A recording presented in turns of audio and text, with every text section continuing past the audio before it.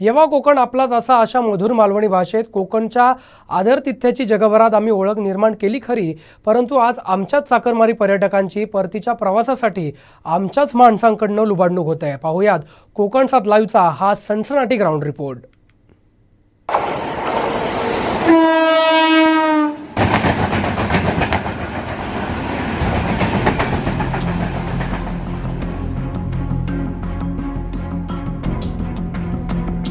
Corona काळानंतर पर्यटकांसाठी सिंधुदुर्ग जिल्ह्यात मोठ्या प्रमाणात पर्यटक व चाकरमानी दाखल झालेत।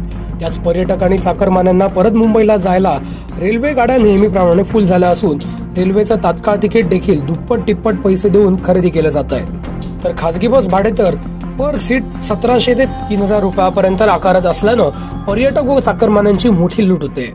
पर्यटन म्हणून आपला हा जिल्हा फेमस आहे आणि पर्यटन जिल्ह्यात मात्र अगदी मुंबईपासून पुण्यापासून सांगली कोल्हापूर सगळ्या ठिकाणचे पर्यटक जे आहेत ते पर्यटक ट्रेनने या गोव्याच्या दिशेने येत आहेत। माझ्यासमोर एक पर्यटक जे आहेत तेही मुंबईवरून प्रवास करून आलेले आहेत आणि आता ते परत दुसऱ्या ठिकाणी जाणार पण आहेत, परंतु त्यांना अशी परिस्थिती निर्माण झाली की त्यांना तिथे बाईकने जावं लागते। नेमकी ऑनलाईन प्रक्रिया नेमकी काय परिस्थिती आहे आणि खरोखरच इथल्या पर्यटकांना त्याच्या तिकीट्स वेळेवर मिळणार आहेत की नाही हाही प्रश्न मात्र मोठ्या प्रमाणात उपलब्ध झालेला आहे। खरोखर रेल्वे प्रशासन याकडे लक्ष देणार आहे की नाही, की सर्वसामान्य जनतेला ह्याचा हाल मात्र ते सोसावे लागणार अशी परिस्थिती निर्माण झालेली आहे। माझ्यासमोर एक प्रवासी आहेत, मी त्यांना विचारतो नेमकी काय परिस्थिती आहे। साहेब काय सांगू शकाल, काय परिस्थिती? प्रॉब्लेम म्हणजे काय, गव्हर्नमेंटने थोडासा अजून ट्रेन्स उपलब्ध करायला पाहिजे, कारण आम्ही कसं ट्रेन रिझर्वेशन करून पण ते लास्ट मोमेंटला कॅन्सल होत आहे आणि त्याच्यामुळे काय एवढे हाल होत आहेत की दुसऱ्या आम्ही सेकंड टाईम परत रिझर्वेशन करून पण ते पण कन्फर्म झालेलं नाही आहे आणि अशामुळे मला आता स्वतःला ड्राईव्ह करत मुंबईला जावं लागतं आहे। मी बाईक पण आणली आहे माझी,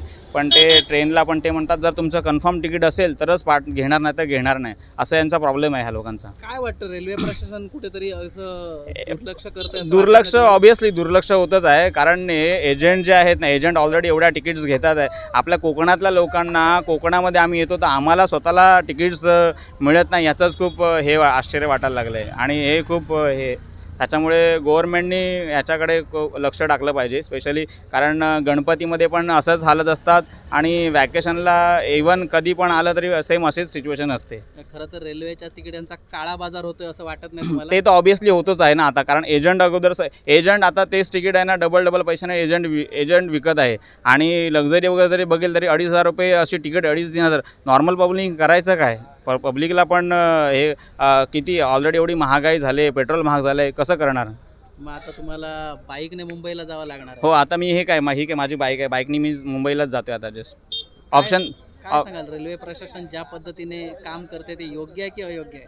योग्य आहे, पण त्यांनी कसं अजून थोडंसं पब्लिकसाठी काहीतरी फॅसिलिटीज अवेलेबल ट्रेन्स वगैरे करून द्यायला पाहिजे आणि आपल्या जे कोकणचे लोक आहेत त्यांना जरा बऱ्यापैकी सपोर्ट होऊन जाईल। समजा त्या लोकांनी ॲडिशनल जर ट्रेन्स वगैरे उपलब्ध करून दिल्या तर म्हणजे, आणि त्यातल्या त्यात परत ते जनरल डबे पण नाही, तर मग पब्लिकचे खूप हाल होत आहेत याच्यामध्ये भरपूर।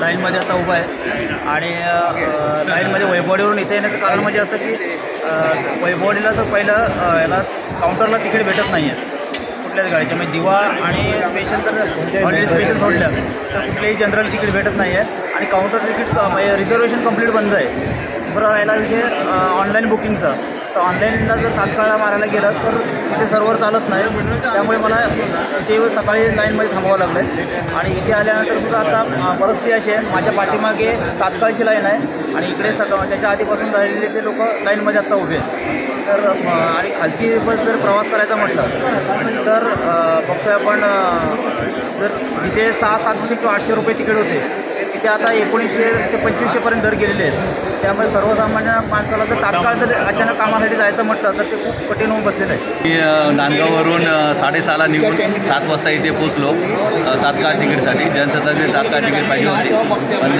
मी याच्या AC लावले, AC कन्फर्म नाही झाली, म्हणून मी जर्नलमध्ये पण लावायला बघितलं आणि जर प्रायव्हेट व्हॅनची जर तिकीट बुक करायला गेलं तर 1200च्या वरती आहे, 1600पर्यंत पण काही 1800 पण रेट सांगताय। दरम्यान याबाबत स्टेशन मास्टर प्रशांत सावंत यांनी दिलेली ही प्रतिक्रिया तुम्हीच पहा।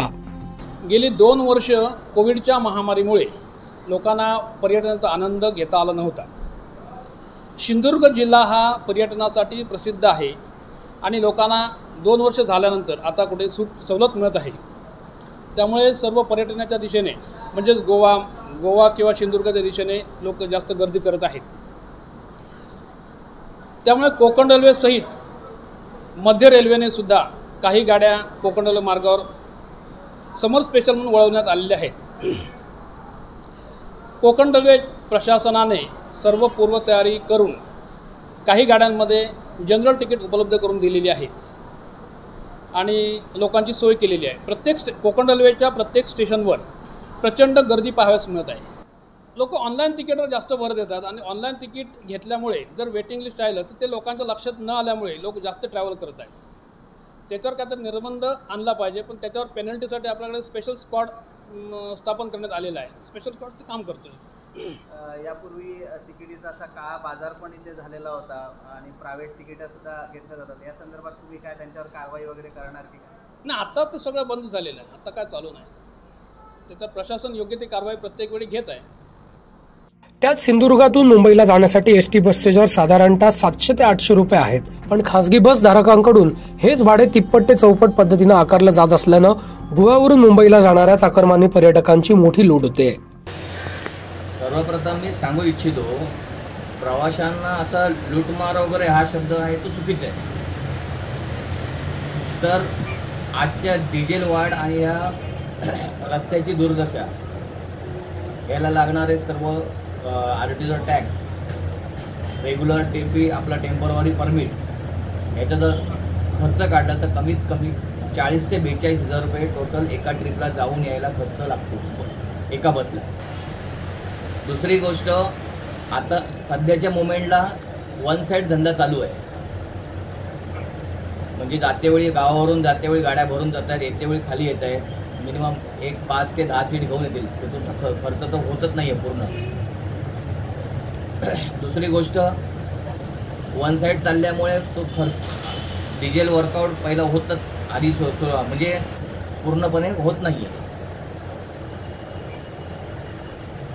आणि जे इतर राज्यातून जे येणारे जे बाहेरचे कर्नाटक असू दे, गोवा असू दे, या रेड बसला रेट जास्त आहे आणि आमचा रेट जो आहे तो एसटीच्या 1.5 म्हणजे गव्हर्नमेंटने दिलेल्या रूलप्रमाणेच सध्या तर आम्ही चालतोय।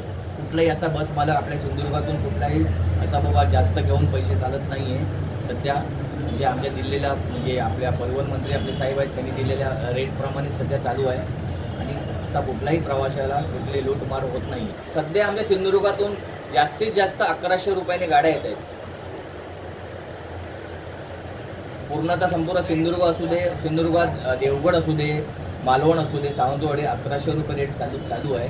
आणि जो रेड बसचा आहे तो वेगळा, अदर स्टेटच्या गाड्या ज्या येत आहेत त्या वेगळ्या रेटने येत आहेत, कारण ट्रेन फुल असल्यामुळे आमच्या इकडल्या सिंधुदुर्गातून येणाऱ्या ज्या बसेस मिनिमम रेट लावल्यामुळे त्या फुल चालल्या आहेत आणि त्या बाहेरच्या अदर स्टेटच्या गाड्या आहेत त्या आणि रेड बसच्या या गाड्यांना जास्त रेट लावून चालत आहेत आणि त्याचा विपरीत परिणाम आपल्या सिंधुदुर्गातल्या बस मालक म्हणजे जे बस मालक आहेत त्यांच्यावर तो आरटीओची कारवाई असू दे, पोलिसांची कारवाई असू दे आणि जो प्रवासी वर्ग जो बोलत आहेत की बस लूटमार चालू आहे, लूटमार हा शब्द सिंधुदुर्गासाठी नाही। यामुळे प्रशासकीय यंत्रणा याकडे जाणून बुजून दुर्लक्ष करत आहे का असा प्रश्न सर्वसामान्य प्रवाशांकडून उपस्थित होतोय। सध्या मुंबईला जाणारे चाकरमानी आणि पर्यटक हे आपल्या परतीच्या प्रवासाला निघत आहेत। कोरोना काळानंतर ते मुंबईतून जे आलेले चाकरमानी असतील किंवा पर्यटक असतील ते सिंधुदुर्गात आले होते आणि परतीच्या प्रवासात निघत असताना त्यांना अव्वाच्या सव्वा तिकिटाचे दर हे आकारले जात आहेत। अशी परिस्थिती आपण पाहिली परिस्थिती की रेल्वे स्थानकाची ह्या तिकीट काउंटरला तत्कालची रांग, रेग्युलर रांग ही होती आणि त्यामध्ये तिकीटही मिळत नव्हती, वेटिंग तिकीटं आहेत, अशा पद्धतीची परिस्थिती आहे। आणि दुसऱ्या बाजूला हेच प्रवासी समजा खाजगी बसकडे वळले तर खाजगी बसचे जे दर आहेत तेही गगनाला भिडलेले आहेत। त्यांच्या जे बस चालक आहेत त्यांनीही अव्वाच्या सव्वा दर लावलेले आहेत, त्यामुळे कुठेतरी प्रवाशांची लूट होत आहे। त्यामुळे ह्या सर्वसामान्यांच्या प्रश्नावर प्रशासन लक्ष देणार काय किंवा राजकीय नेते आहेत किंवा लोकप्रतिनिधी आहेत हे याकडे दुर्लक्ष का करत आहेत हाच एक प्रश्न उपस्थित होत आहे। सिंधुदुर्ग लाईव्ह कणकवली। संपूर्ण कोकणसह जगभरातील ताज्या घडामोडी सर्वात प्रथम पाहण्यासाठी कोकणचं नंबर 1 महा चॅनल कोकण 7 लाईव्हचं YouTube चॅनल सबस्क्राईब करा आणि लेटेस्ट अपडेटसाठी बेल आयकॉन क्लिक करा।